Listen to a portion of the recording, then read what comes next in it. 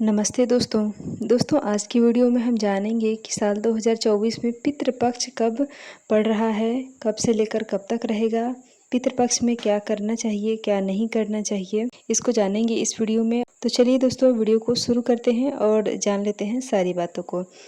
तो देखिए दोस्तों, साल 2024 में जो है पितृपक्ष कब से लेकर कब तक रहेगा, उससे पहले हम देख लेते हैं कि पितृपक्ष जो है वो कब पड़ता है। तो देखिए दोस्तों, जिस तरह से पूरे साल भगवान की पूजा के लिए हम नियम लेते हैं, मतलब नियम ऐसा बनाया गया है कि पूरे साल हम भगवान की पूजा करते हैं और पूजा पाठ करते हैं, उसके बाद ही हम अन्य कार्य करते हैं, ठीक है। तो उसी तरह से 365 दिन भी पितृ पूजन के लिए बनाया गया है, ठीक है। ऐसा विधान बनाया गया है पितृ पूजन के लिए भी, ठीक है, कि जितना हम भगवान की पूजन करेंगे उतना ही अपने पितृ की भी पूजा करेंगे, ठीक है। लेकिन हम मनुष्य से हो नहीं पाता है, ठीक है। तो इसलिए एक खास समय बनाया गया है जिसको कि पितृपक्ष के नाम से जाना जाता है, जो कि 16 दिन का समय होता है, 15 दिन या फिर 16 दिन का समय होता है, ठीक है। जो कि हर साल भादो महीने के पूर्णिमा तिथि से शुरू होता है और अश्विन माह की अमावस्या के दिन जो है पितृपक्ष समाप्त हो जाता है, ठीक है। तो हर साल इसी तिथि पे ही प्रारंभ होता है। इंग्लिश कैलेंडर के अनुसार जो है डेट बदलते रहते हैं, ठीक है। लेकिन आप जो है हिंदी में देखेंगे तो इसी तरह से हमेशा हर साल जो है शुरू होता है, ठीक है।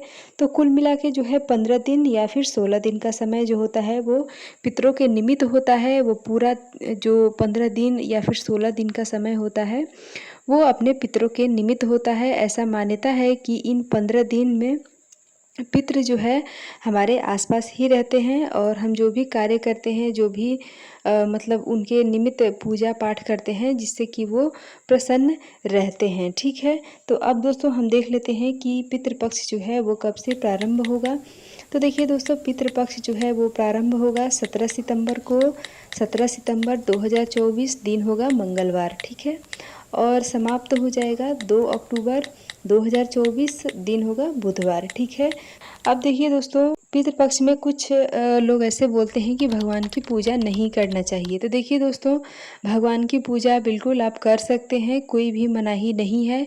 लेकिन फिर भी अगर आपके घर में ऐसा नियम है, पूर्वजों ने आपका नियम बनाया हुआ है कि पितृपक्ष में बाकी सारे लोग जो हैं वो पूजन नहीं करते हैं अन्य देवी देवताओं की, तो आप अपने घर के नियम जो है उसको माने और अपने मन से कुछ भी पितृपक्ष में नहीं करना चाहिए, ठीक है।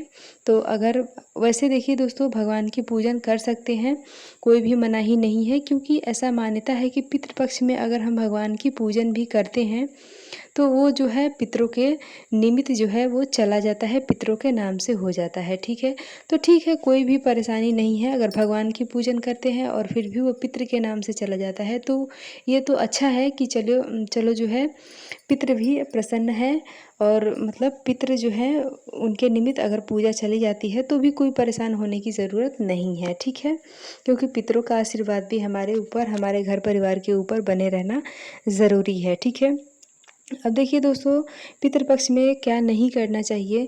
तो देखिए दोस्तों, पितृपक्ष में कोई भी शुभ मांगलिक कार्य जैसे कि नामकरण, ज़मीन खरीदना, कोई घर खरीदना, गाड़ी खरीदना, फ्लैट खरीदना या फिर घर बदलना नया, इस तरह का कोई भी कार्य जैसे कि सगाई, शादी, नामकरण, इस तरह का कोई भी शुभ मांगलिक कार्य हमें नहीं करना चाहिए, ठीक है। कोई भी नया चीज़ नहीं खरीदना चाहिए, चाहे कपड़े हो या फिर खरीद के रखे हैं तो भी उसका यूज़ हमें पितृपक्ष में नहीं करना चाहिए। सोना चांदी हो उसको भी नहीं खरीदना चाहिए, ठीक है। यानी कि जो भी ज्वेलरी है, गहने हैं, उसको अपने हमें जो है पितृपक्ष में नहीं खरीदना चाहिए, ठीक है। या फिर खरीद के रखे हैं तो भी उसका इस्तेमाल हमें नहीं करना चाहिए, ठीक है। अब देखिए दोस्तों, अगला है कि हमें जो है हम महिलाओं को या पुरुष को इसमें दोनों की बराबरी जो है सेम होती है, क्योंकि दोनों लोग यानी कि जो स्त्री हैं और पुरुष हैं उनको दोनों को भी बाल कोशिश करना चाहिए कि ना काटें। और पुरुष भाई लोग जो हैं दाढ़ी वगैरह नहीं बनवाते हैं और 15 दिन अगर चल जाता है तो चला लेना चाहिए, ठीक है। बाल ना काटें, नाखून नहीं काटना चाहिए, ठीक है। और महिलाएं जो है विशेष रूप से पितृपक्ष में, यानी कि जो 15 दिन का दिन होता है, 15 दिन जो पितृपक्ष होता है, इसमें पीला सिंदूर हमें मतलब नहीं भरना चाहिए, ठीक है। आप कोशिश करें कि लाल वाला ही सिंदूर भरें। और देखिए दोस्तों, विशेष रूप से ब्रह्मचर्य का पालन हमें 15 दिन ज़रूर करना चाहिए, क्योंकि इससे जो है पितृ नाराज़ होते हैं, पितृ दोष लगता है जो भी व्यक्ति ऐसा करता है उसके घर परिवार के ऊपर।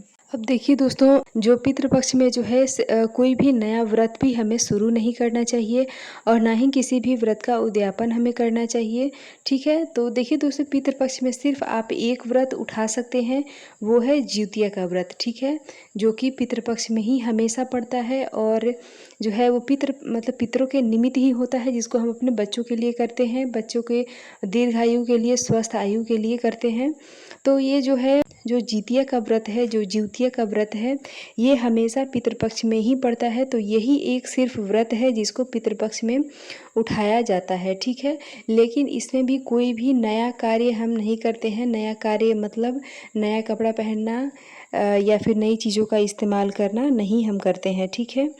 तो इस दिन जो है, यानी कि जिउतिया जो है वो पितृपक्ष में ही पड़ता है, तो इसमें पितृपक्ष में ही उठाया जाता है। और बहुत सारे लोग जो हैं वो लॉकेट पहनते हैं जो जितिया का होता है, सोने का बना होता है या फिर चांदी का बना होता है। जो जिसके जितने लड़के होते हैं, मतलब जितने बेटे होते हैं, वो सोने का जितिया पहनते हैं, और जितनी बेटियां होती हैं उनके वो चांदी की जितिया पहनते हैं, ठीक है। तो इसमें जो है आप सिर्फ जो नया जितिया बना होता है उसका ही मतलब इस्तेमाल कर सकते हैं गहने में, ठीक है। इसके अलावा कोई भी नया गहना हमें नहीं पहनना चाहिए, ठीक है।